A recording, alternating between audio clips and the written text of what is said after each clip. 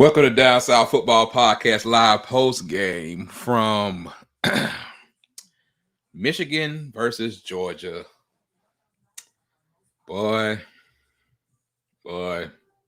we apologize for not coming halftime, but we felt like y'all needed some time to digest everything that was going on because it wasn't a lot to talk about at halftime. And here we are once again.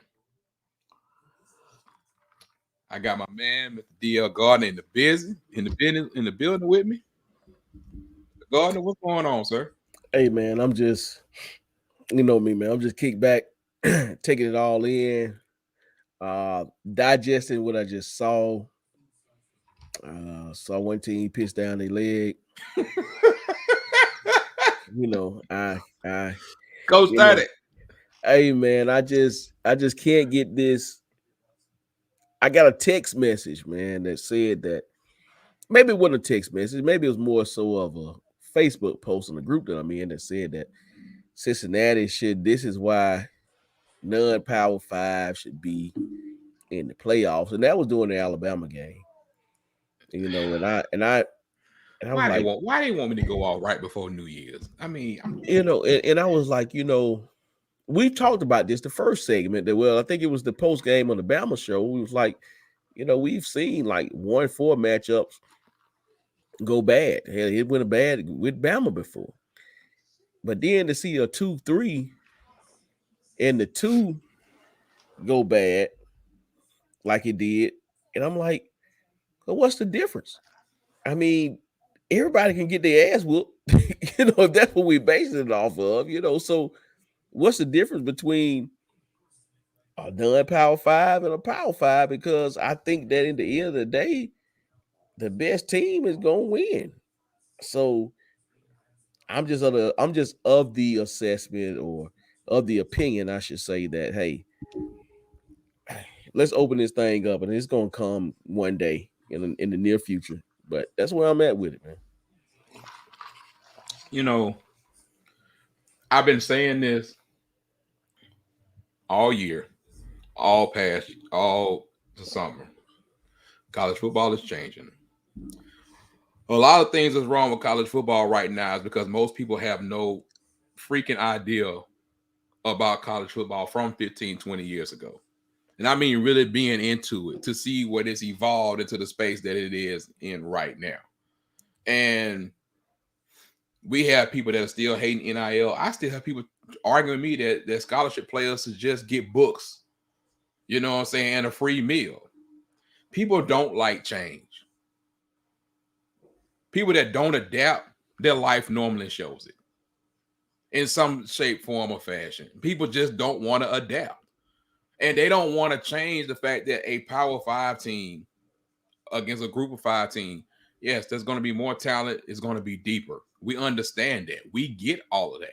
But bottom line is, tell these teams no, or give them a chance to get on this stage. You get them a chance to get on the stage, and this is what happens. But what, to your point, Dave, is that nobody is saying that Michigan shouldn't have been there. Nobody is saying that because they had a great record and they won the Big Ten conference. Correct. Nobody is saying that. Right. Nobody's saying it at all.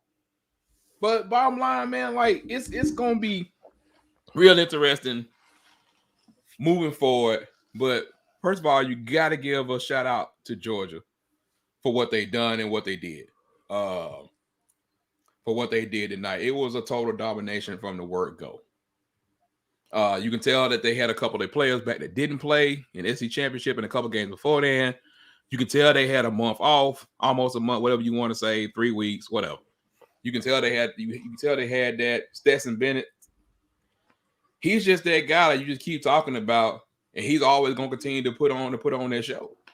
He's gonna continue to put on their show, but Georgia, man, just out physical Michigan, and they brought it to them. And I was one of the ones that kind of questioned that. I thought that Michigan could get them.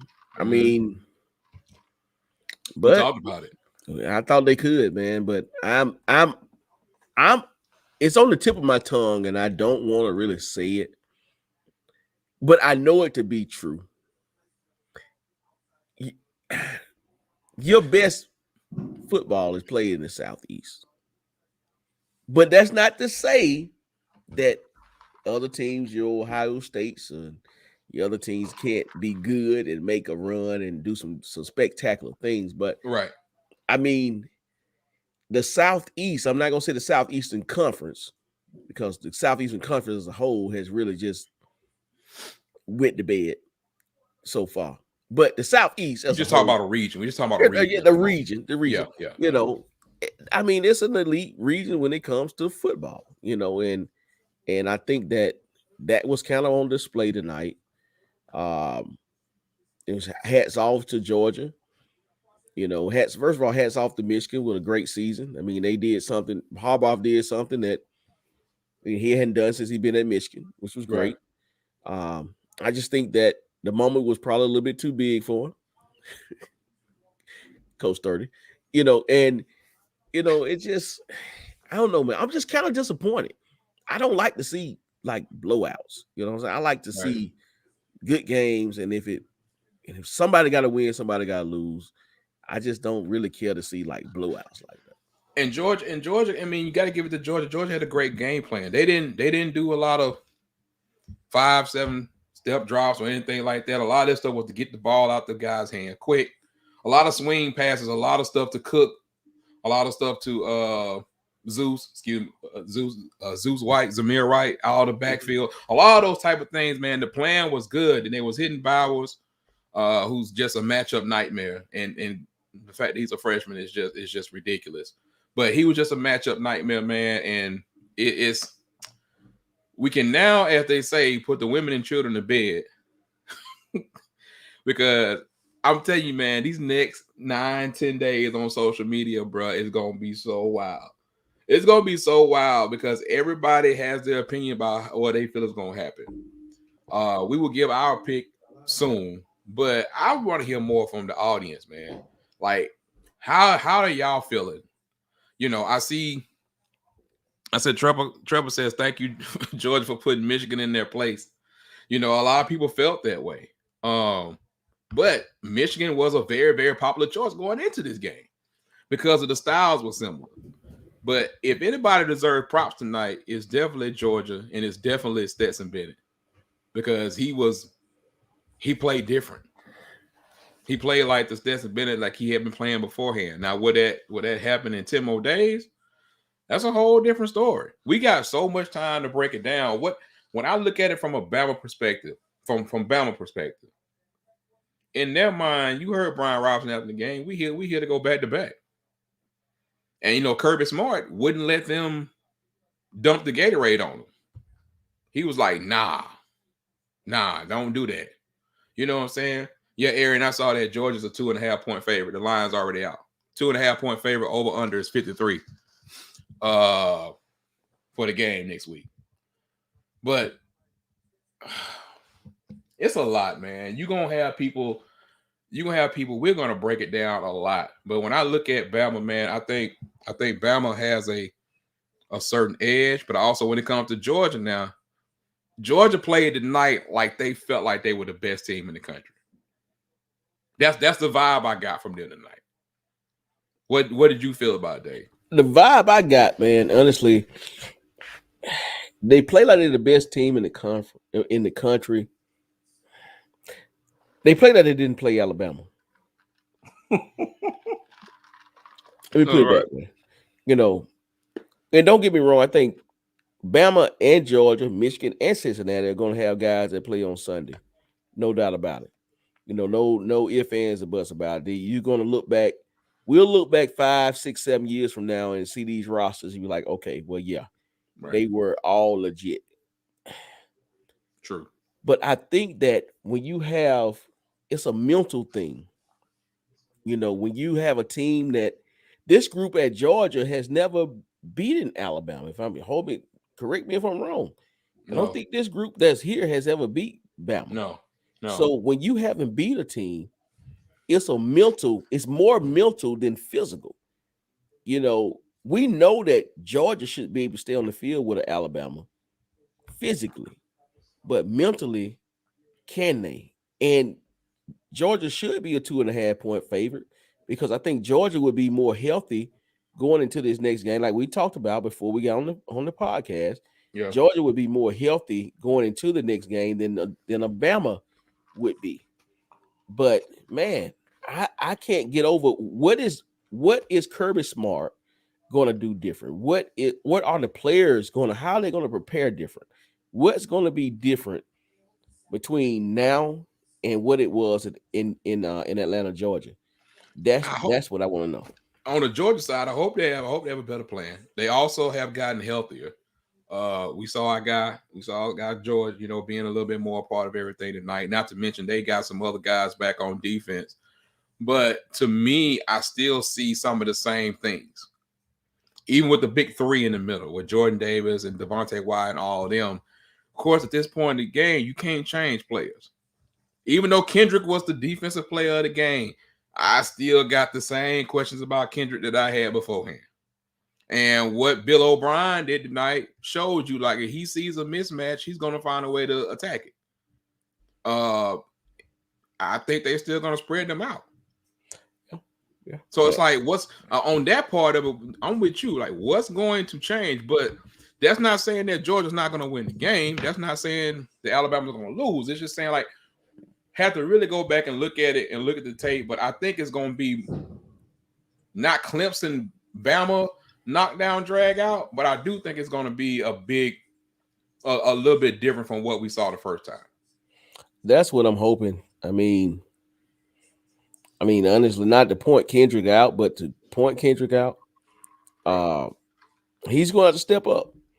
I mean, he's been getting beat. He's been getting and don't get me wrong, every cornerback gets beat right at some point in time. But I mean, look, in the words of Shaq, it's barbecue chicken sometimes. Okay, sometimes it's barbecue chicken, and I like the kid, man, but Kendrick gonna have to step up because if I'm the offense coordinator and I'm looking at where I want to attack, right, I got 4 years of film to tell me where I need to attack. I mean, in 2 different jerseys. Right. I mean, or 3 years. How long we was at Clemson? So, I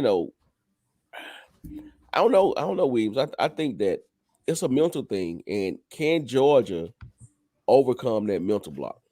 Right, and that's gonna be that's gonna be a big thing about it. That's gonna be a big thing about it. The scheming wise is so intriguing to me. That's the part that of course, I am when it comes to that stuff. The scheming part and the X and O part is so intriguing to me. I know Bill O'Brien's gotten a lot of crap all year long from fans, which I didn't think was ever warranted too hard, but hey, whatever. I know Pete Golden has too, but I think the scheming wise is going to be such a huge part of this game because there's going to be some hitting out there. Some guys going to be hitting, man. I'm talking about they're going to be really, really bringing it, and so many key factors that wasn't in the first game, but now you also got tape. So how much are you going to use for that part of it to actually influence the second part of it? You got a healthy Brian Robinson this time. You see what I'm saying? You got to help the Brian Robinson this time. They also know that, Bama proved it again tonight. They can do the hurry up. The hurry up tied Jordan Davis out. They didn't need a substitute. And they did not need to do a lot of different things.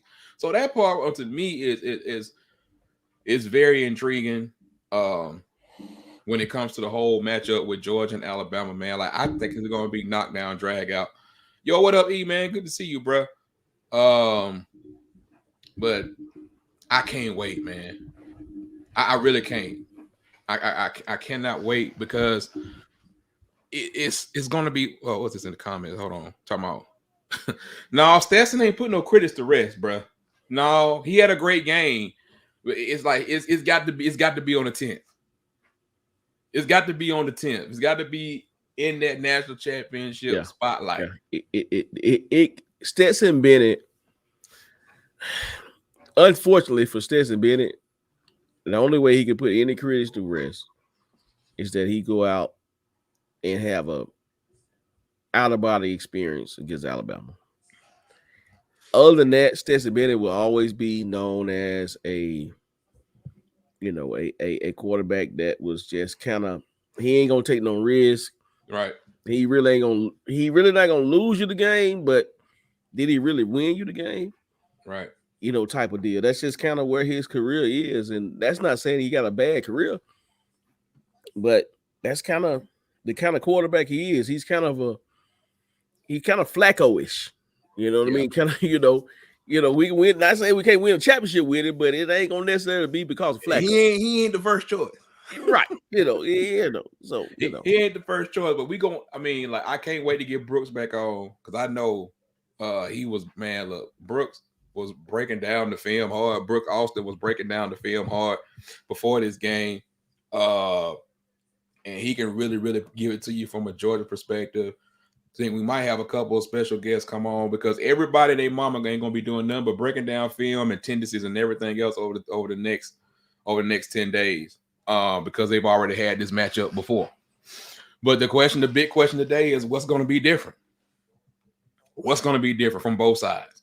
If you had to think of one thing right now, David, what's going to be different or what's going to really kick hard on the Bama side and what's going to kick off on the Georgia side? What would you think? If I'm Bama, what would I do different? Because I'm down a wide receiver. Okay, I'm down Mechie. I'm still going to try to establish the line of scrimmage because based off, I can only go off of the last meeting we have. So I think that based off of that, I think we can still own the line of scrimmage. So I'm still going to be balanced. I'm still going to, I'm not going to get outside myself and go past happy. I think they threw the ball last time a lot more than I thought they would have. Right. But I think that offensively, I'm still going to try to be balanced offensively. Defensively, I'm still not trusting the Stetson Bennett factor. I really hadn't seen Georgia make a whole lot of downfield plays. Right. They just kind of been methodically moving the ball down the field. So I'm still going to try to get pressure on them. So what do I do different? You just played the team. I'm probably going to I may blitz a little bit more defensively, and I may try to get a little bit more short pass, a little bit more screen game in there defensively, because I think that they're going to be get out the damn A gap. Oh, the blitz get out of there. The blitz ain't got to be in the A gap every single time. Yeah, you got to get some of them blitz on the outside, man. You got to do something because they were swallowing that. From a Georgia, they swallowing you up, and you kept. Right. And I know that's what he was designed, but he kept going that way. I'm probably going to attack their young corners more with some bubble stuff, some little pop passes, something to get them on a one-on-one on the island to make them make tackles. I'm probably going to do more of that because they are really young at the corners. Other than I think they started a JUCO guy, East Mississippi, JUCO. He played over there for Bama. He played at the other corner outside, opposite Kool-Aid. So I'm probably going to test them guys a little bit more. Right. Okay. But at the same time, whatever game plan I had the first time, you gonna see a whole lot of that again. But I have a few wrinkles because they did nothing. Because I guess tonight just showed me that they was a little bit more healthy. I saw Nolan Smith for Georgia out there doing his thing tonight, all this kind of stuff like that. But just looking at the two matchups, number 9 is still pulling the trigger for Bama. And I think that's a big thing about it. Number 9 is still pulling the trigger for Bama. What is Georgia going to do differently? Are you going to spy? Like, what are you going to do? But I just look at O'Brien, man. I just think at this point right now, this is just early. I just think it's hard for me to look at them getting over that hump. Thank you, Arian Kyrie Jackson. That was the guy named Dave. K. Jackson. But seeing them getting over that hump to push forward because of the fact of all those other factors, because it was just 2 weeks ago. So to me, I think Alabama's going to have some new adjustments. But my question is going to be to Georgia. Hey, Georgia. And the guy said tonight, RG3 even said tonight, it's going to come down to Georgia defense. What's different? What's going to be different? Like truth be told, Georgia defense, what's going to be different? Because your corners are not strong. They're not. I mean, they're just not. They're not locked down. Sauce Gardner and Kobe Bryant tonight are better than both the corners that Georgia got. And as you can see from Alabama game plan tonight, we're not attacking them. We're not even attacking the perimeter tonight. We're working everything else. We're putting Jameson Williams over here. We're putting Ja'Cory Brooks over here to get this matchup on these two safeties over here. We're not even trying to go after these two. We know they're elite. But that wasn't the question against Georgia. And that's always been the question about them. They're back four. They're back four. So, yeah, I'm wondering if Georgia can get their run game going, get their little short pass going with Cook. You know, they can get Cook involved, get him going. It's just, man, it's I just always go back. I go back to I'm not I don't doubt nothing athletically with Georgia with their I'm not even doubting their personnel. I think their personnel is good enough to beat anybody. It's the mental factor. What is Kirby going to do? What are the players going to do to mentally prepare themselves for what they're about to see? That's very, very true. Hey, Aaron took our nickname. Talking about all gaps. Talking about Jordan Davis. Either Alabama can keep that fast-paced tempo, all gaps will be drinking Gatorade a lot. And they did it again tonight. No substitution. We getting directly to the line. We're doing some pace. We're doing this, we're doing that. You keeping the same personnel in. You watch Georgia again tonight. Georgia's always been like that. They always rotate up to like 7 or 8 defensive linemen. That's what they do. That's part of who they are. That's part of the way that they're built. But I don't know how that's all going to work out. I don't know what the counter to that is going to be at this point in time. This is just a raw type of thing when I'm sitting there looking at it. But I mean, like, even my son called it out. My son was like, you know, he was tired after the first 2 series. I mean, he stopped getting pushed. He just kind of started standing up at that point. I mean, it's almost to the point against Alabama. I'm not gonna say take him off the field, but you gotta really he's gonna have to be on a short leash. He may not be the guy that you can have on the field against them.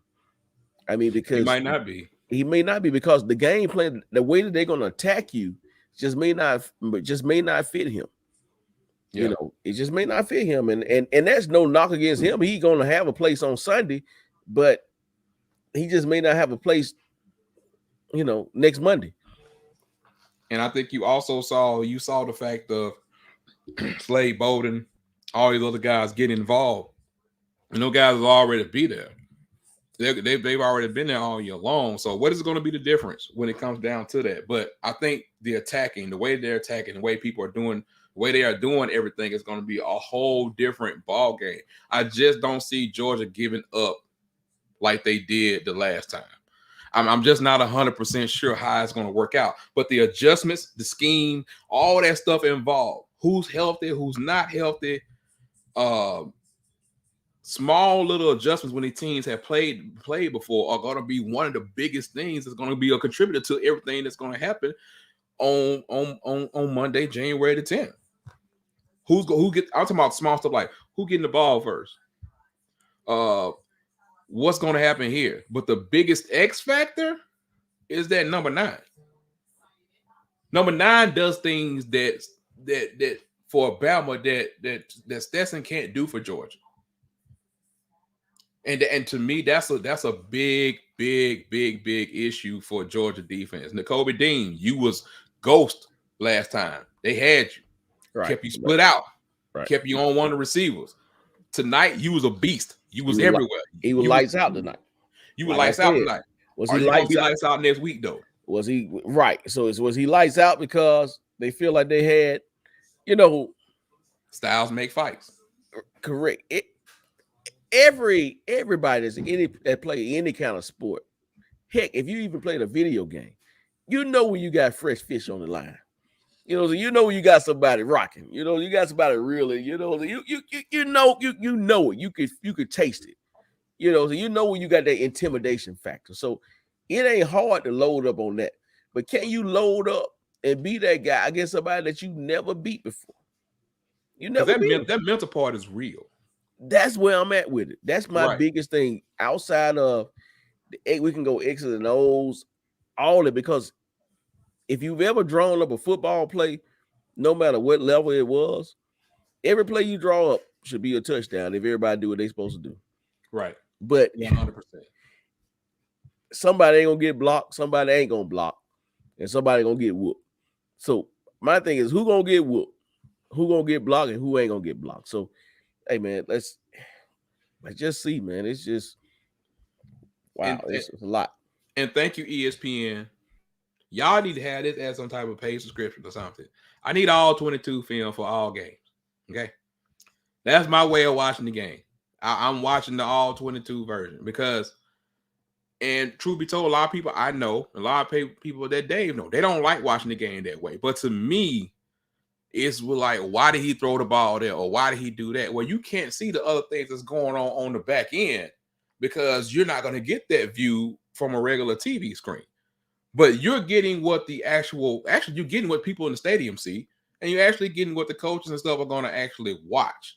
It just gives you a full, better view of what's going on instead of just, oh, the quarterback is here, and all of a sudden you just see the ball go that way. It's just a better way of seeing why. Okay, that's why he threw it away. But you can't really see it the other way. But thank you, ESPN, for doing all 22. I know y'all do it during the playoffs. I know it's going to be great for what's next, and bring back the coaches. Yeah, I missed that. I missed that, man. I've been looking for that. I didn't know they took it away. I've been looking at that for 2 years now, when they had the coaches in the room, breaking it down. I mean, I like that. And then as far as what you're talking about, the all 22, I would love to have it all games, but I mean, at least give it to me on my primetime games. When you don't have a one game on, and the next game after that is Pac-12 after dark, I need to get all 22, on that primetime spot. Yeah.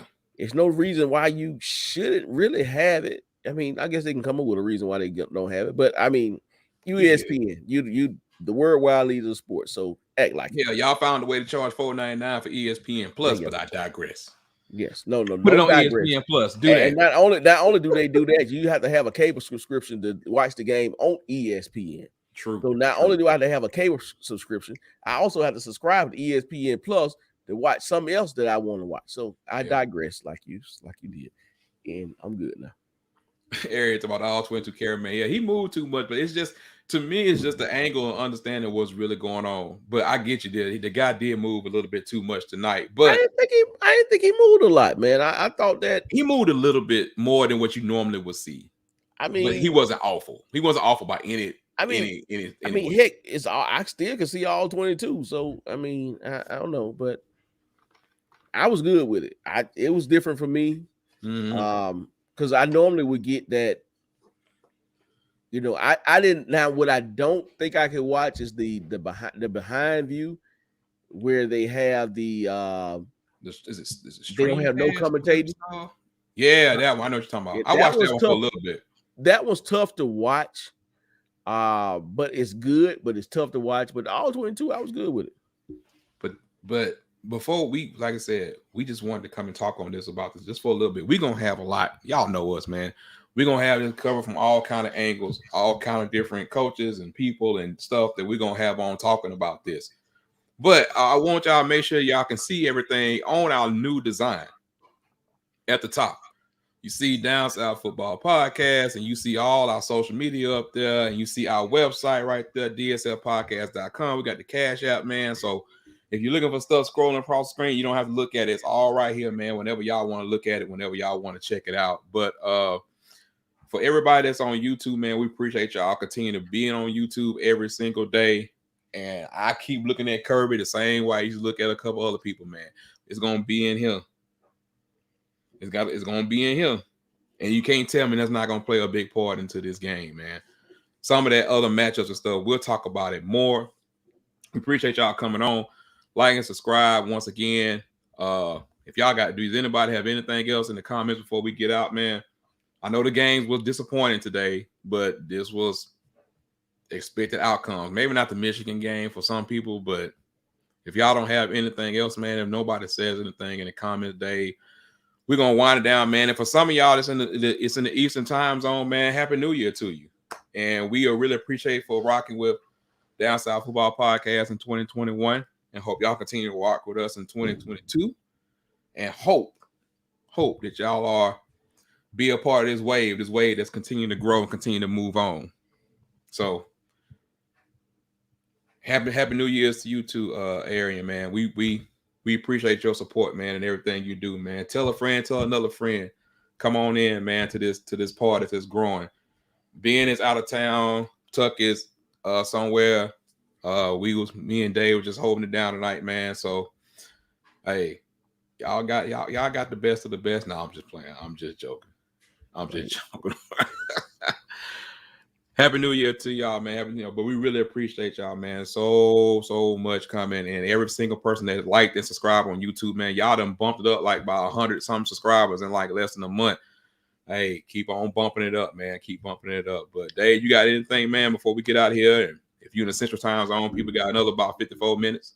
No, man, I'm good, man. Happy New Year to everybody on the East Coast. I'm good. I don't have nothing else to add. Just other than just, hey, go to dsfpodcast.com and look, hey, buy some merch. Check us out. You can read about us. Check out the shows. If you want to donate to the show, you got the Cash App there, man. You can follow us on all 3 social media outlets. That's all I got, brother. Man, that's about all I got, man. We just want y'all to continue support. If there's anything y'all want to see us do, y'all know how to reach out to each one of us, man, or just reach out to the show.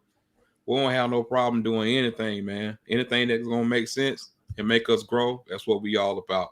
So we thank y'all, man, because y'all really been really good to us. So, but we're gonna go ahead, man. We know it's 11 o'clock. It's been a long day for everybody. I know most of y'all gonna stay up, or you got parties going on, stuff you got to go to. We're gonna go ahead and get out of there, man. We really appreciate the love, and fellas, we'll holler at y'all soon, man. Coming up. Peace.